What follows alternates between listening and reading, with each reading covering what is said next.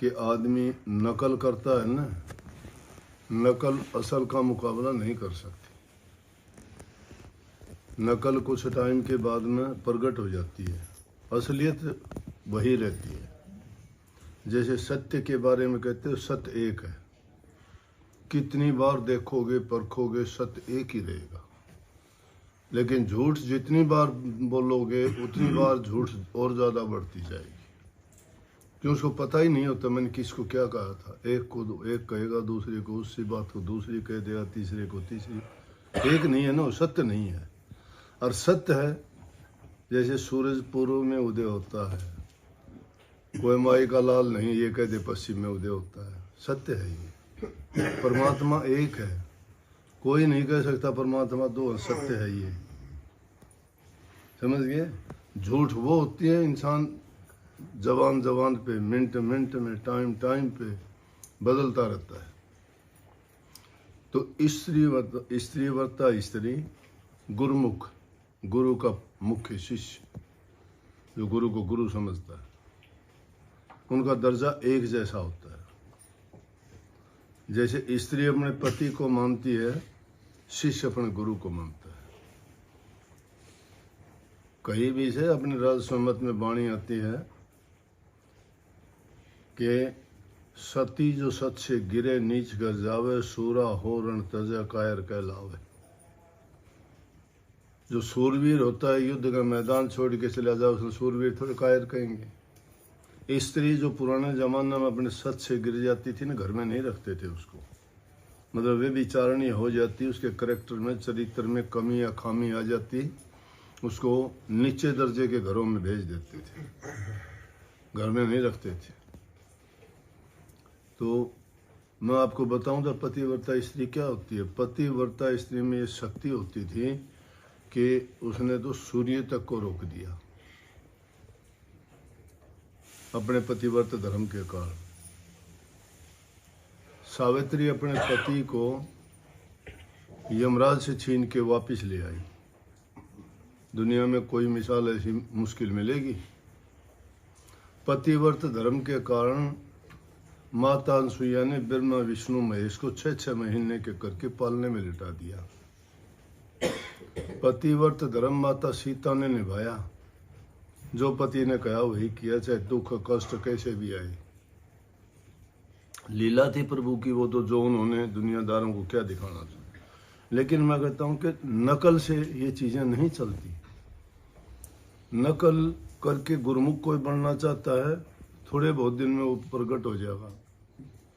पाखंडी दिखावे के लिए कुछ करते हैं लेकिन गुरु के होते नहीं। वो जबान से मन से दिखावा कुछ करेंगे लेकिन उनके दिल में कुछ और ही होगा। गुरुमुख तो बदलता नहीं है। बाबा फकीर चंद महर्षि शिवरतलाल से नाम लिया। आर्य समाजियों ने महर्षि जी के साथ इतना वो किया, पता नहीं क्या क्या उसके बारे में कहा गया। उनको इतने दुख कष्ट दिए। 6000 पुस्तक लिखने वाले MA LLD D.Litt थे। 6000 पुस्तक हर धर्म के बारे में उन्होंने लिखी, किसी की आलोचना नहीं की।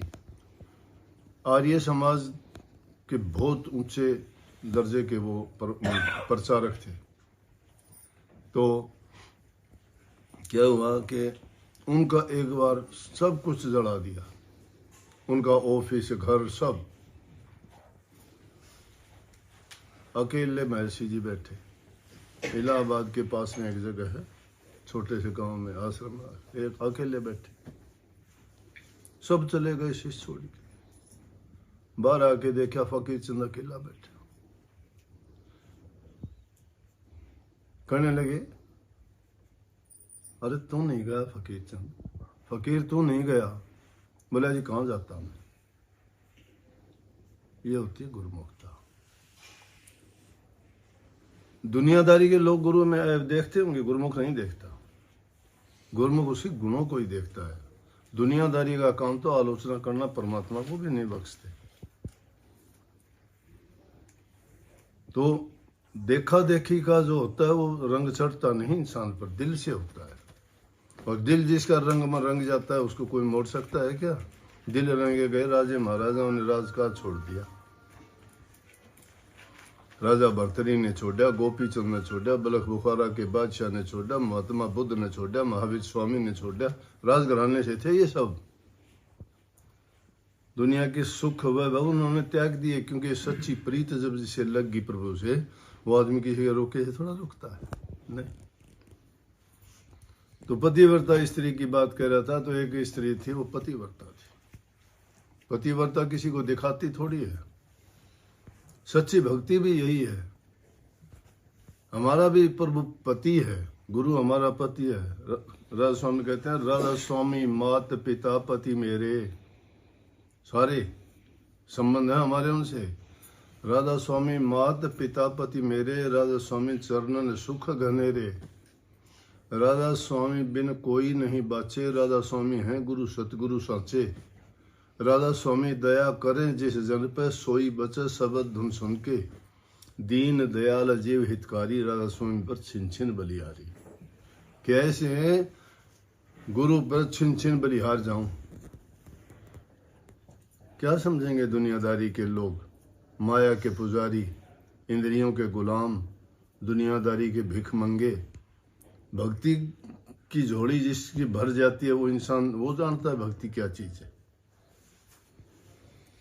तो वो स्त्री अपने पति का इंतजार करती है। वो घूमने के लिए बाहर गया है। वो पीछे से अनाज कूट रही है और उसने देखा कि एकदम उसके पति जब दरवाजे में दिखा, तो जब वो कूटने वाला जो होता है, मुसल बोलते हैं उसको, लकड़ी का, जब वो ऊपर ले जा रखा था, उसने देखा पति आ गया, वहीं छोड़ दिया। और पतिव्रत धर्म के कारण वो हवा में यूं का यूं रुका रहा। वो स्त्री गई, अपने पति को कुल्ला करवाया, उनको मतलब जल दे के और आई, और वापस उसको लेके और फिर अनाज को कूटना शुरू कर दिया।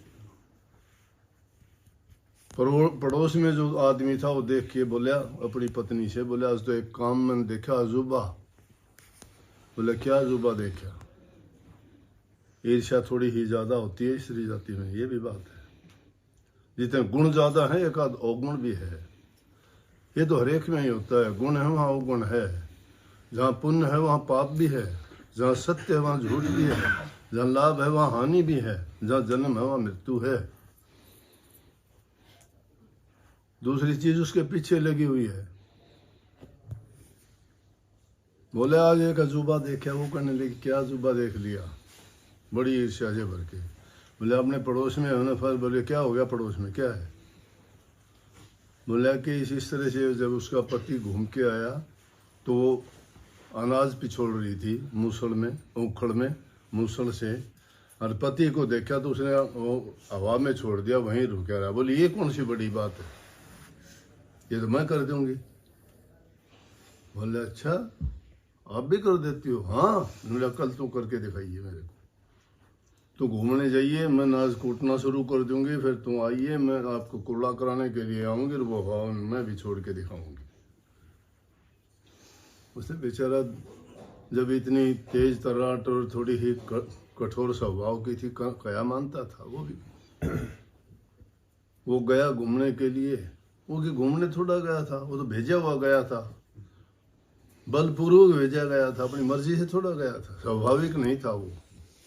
जो स्वाभाविक रूप से नहीं करता वो बदलता है, जिसका स्वभाव है वो किसी के कहने से नहीं बदलता। स्वाभाविक नहीं था वो बलपूर्वक भेजा गया था। वापिस आया तो वो अपने कुछ भी नहीं कर रही थी। उसने कराया कि मैं आ गया, उसने देखा आ गया, मूसल लेके कूटना शुरू कर दिया। उसने फिर कही मैं आ गया कुल्ला करो।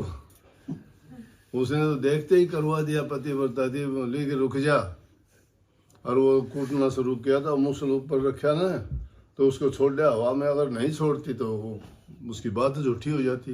उसने छोड़ दिया, छोड़ते ये आके लगे, क्यों पतिव्रता तो थी नहीं, वो शक्ति उसमें कहाँ थी जो उसको रोक सके। बोले सिर और फुटवा दिया। तो जो देखा देखी का काम करता है ना, उससे सिर फूटते हैं भाई। सच्चाई के रास्ते पे जो चलता है वही आदमी जो है पार लगता है दुनियादारी से। सच्चाई के रास्ते को पकड़ के अगर चलोगे, सत्य है परमात्मा, सत्य है भक्ति, सत्य है हृदय को कपट दूर करना। देखा देखी मैं देखूं कि इन्होंने सुन ली, किसी ने बात में निकल जाती है, लेकिन नाम नहीं लूंगा अब मैं, वैसे बता दूंगा। शिव और बुकी स्वामी जी महाराज के टाइम में जो लड़कियां थी बहुत प्यार करती थी, इतना प्यार करती थी अपने तन की सुध नहीं रहती थी, पाखंड नहीं चलता। भक्ति करने के और बहुत तरीके हैं, देखा देखी की बात नहीं। उनके तो सब प्यार के तरीके थोड़े होते हैं। प्यार का तरीका सिखाता है कोई किसी को, प्यार यूं करो। प्यार तो उसके कर्म से झलकता है, प्यार उसकी आंखों में होता है, प्यार विश्वास में है, प्यार इंसान के दिल से पैदा होता है। एक आदमी देख के वैसे ही आए भरनी शुरू कर दी, प्यार है ही नहीं। हा गुरु जी आप ही हो, आप दया करना, आप कहाँ है? दिल से थोड़ी निकले, जबान से निकालते हो, दिल से निकलेगी, वो तो देखता तक नहीं है।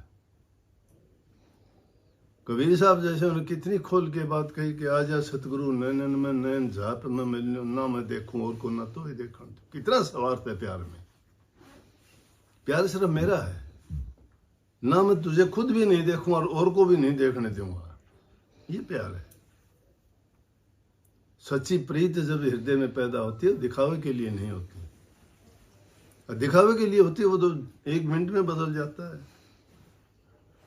वो तो हर बात में सवाल करता है। प्यार में सवाल नहीं है कोई भी,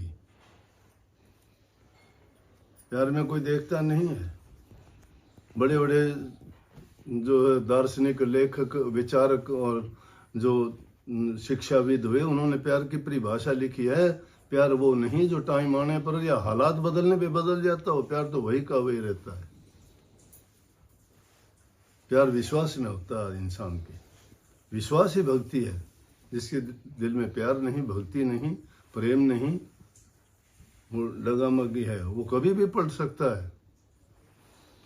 तो इस तरह से सच्चाई का रास्ता कुछ हो रहा है, उस सच्चाई के रास्ते पे चलने वाले ही अपनी जीवन की नैया को पार लगाते हैं।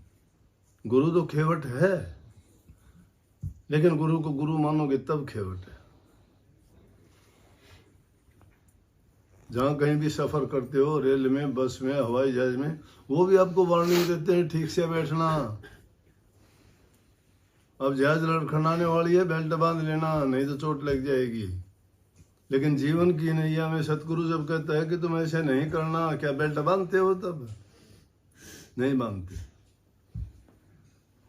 गुरु कौन सी बेल्ट बांधने के लिए कहता है कि लड़खड़ाओ मत, टिको,